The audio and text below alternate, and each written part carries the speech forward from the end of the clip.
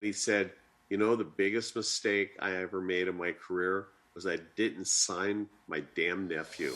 People think there's nepotism in show business and this, and you had an uncle, your Uncle Don, who was, I think he was like the head of Capitol Records or something, but so what happened? Did he help you out in show business or not? Yeah.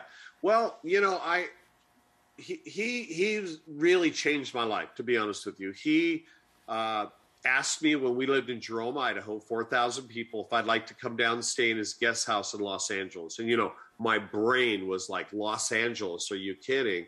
And at that time, all the music I'm listening to and fashion and poets, it's from big cities. It's not from little cities.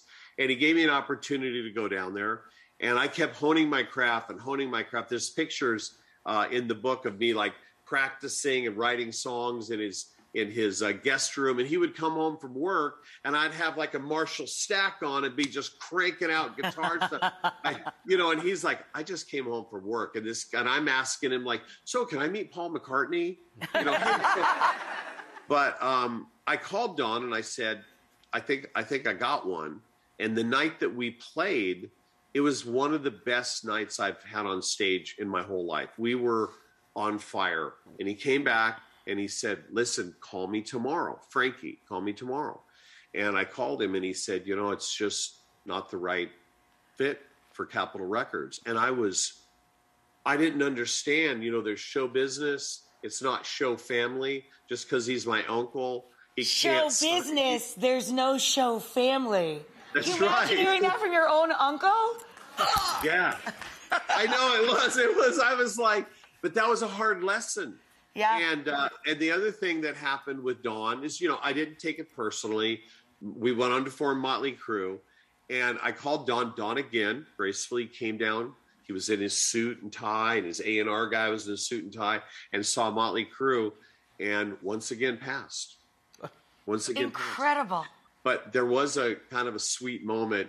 He was with my uncle and my aunt and one of my cousins, and he said, you know, the biggest mistake I ever made in my career was I didn't sign my damn nephew. You know, and it was like, maybe it is show family.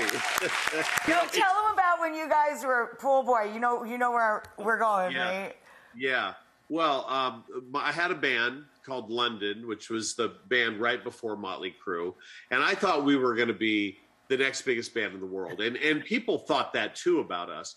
But we were struggling. We were selling out everything in Hollywood, but, could barely make enough money to eat or pay for band rehearsal. Right. And my drummer had a job as a pool boy.